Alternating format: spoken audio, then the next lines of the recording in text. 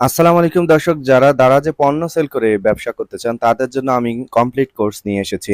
যারা আজকের এই ভিডিওতে নতুন তারা আমার প্রথম ভিডিও থেকে দেখা শুরু করবেন। আজকের এই ভিডিওতে আমি আপনাদেরকে দেখাবো দারাজে অর্ডার পাওয়ার পর কিভাবে আপনারা দারাজের প্রোডাক্টটিকে প্যাকেজিং করবেন এবং প্যাকেজিং করতে গেলে কোন কোন জিনিসপত্রের প্রয়োজন রয়েছে কিংবা কোন কোন নিয়ম কানুন মেনে তারপর আপনাকে প্যাকেজিং করতে হবে। আমার এখানে আপনারা বর্তমানে একটি প্রোডাক্ট দেখতে পাচ্ছেন। এই প্রোডাক্টটি আমি আপনাদেরকে জাস্ট দেখানোর জন্য প্যাকেজিং করে দেখাবো কিভাবে প্যাকেজিং করতে হয়। প্যাকেজিং করার আগে প্রথমত দারাজের যে প্যাকেজিং পণ্যগুলো রয়েছে সেগুলো আপনাদেরকে কিনতে হবে। দারাজের কোন কোন প্যাকেজিং পণ্যগুলো রয়েছে সেটি আমি আপনাদেরকে এখনই দেখাচ্ছি। প্রথমত আপনাদেরকে দারাজের যে প্যাকেজিং পণ্যগুলো রয়েছে সেগুলো কিনতে হবে। আপনার প্রোডাক্টটি কোন টাইপের সেটির উপর ভিত্তি করে আপনাকে দারাজের প্যাকেজিং পণ্যগুলো কিনতে হবে। দারাজের এই সমস্ত প্যাকেজিং ব্যতীত যদি আপনি আপনার নিজস্ব পার্সোনাল প্যাকেজিং পণ্য দিয়ে প্যাকেজিং করান সেক্ষেত্রে কিন্তু দারাজ সেটি গ্রহণ করবে না। দারাজের প্যাকেজিং পণ্য নেওয়ার জন্য দারাজের মার্কেট প্লেস যে অ্যাপসটি রয়েছে সেটিতে প্রবেশ করতে হবে। সেটিতে প্রবেশ করার পর আপনার যে দারাজ সেলার অ্যাকাউন্ট রয়েছে সেটি দিয়ে এখানে লগ ইন করতে হবে।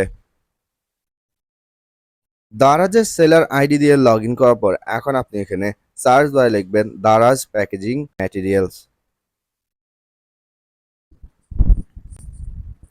দারাজ প্যাকেজিং ম্যাটেরিয়ালস লিখলে এখানে দেখতে পাচ্ছেন যে দারাজের অনেকগুলো প্যাকেজিং আইটেম চলে এসেছে। যারা দারাজে অলরেডি অর্ডার করেছেন কোনো কিছু সেক্ষেত্রে আপনাদের কিছুটা হলেও ধারণা হয়েছে দারাজ কিভাবে প্যাকেজিং করে পাঠায়। এখানে দেখতে পাচ্ছেন দারাজের একটি কার্টুন দেখা যাচ্ছে, কাগজের কার্টুন, এবং এই কাগজের কার্টুনটি স্মল বক্স এবং এই বক্সটিতে দেখতে পাচ্ছি 25 পিস রয়েছে এবং 25 পিসের দাম রাখা হয়েছে মাত্র 190 টাকা এবং এই যে প্যাকেটটি রয়েছে বা বক্সটি রয়েছে সেই বক্সের সাইজও কিন্তু এখানে দেয়া রয়েছে। আপনার প্রোডাক্টের উপর ভিত্তি করে আপনি এ ধরনের কাগজের কার্টুন কিনবেন। কাগজের কার্টুন যদি আপনি না কিনতে চান, আপনার প্রোডাক্টটি যদি ভঙ্গুর না হয়ে থাকে কিংবা দেখা যায় যে আপনার প্রোডাক্টটি প্লাস্টিকের বা হালকা কোনো ধরনের যেটি আসলে চাপ খেলে বা যেটি ক্যারি করতে গেলে ভাঙবে না, তাহলে আপনি এ ধরনের কাগজের কার্টুন ব্যবহার নাও করতে পারেন। কেননা কাগজের কার্টুন ব্যবহার করলে কস্টিংটা বেশি পড়তে পারে। কাগজের কার্টুন তখনই আপনি ব্যবহার করবেন যদি আপনার প্রোডাক্টটি কাঁচের জিনিস হয় কিংবা যদি আপনার প্রোডাক্টটি ইলেকট্রনিক্স আইটেম হয়, যদি ভেঙে যাওয়ার কোনো সম্ভাবনা থাকে সেক্ষেত্রে আপনি কাগজের কার্টুন কিনবেন।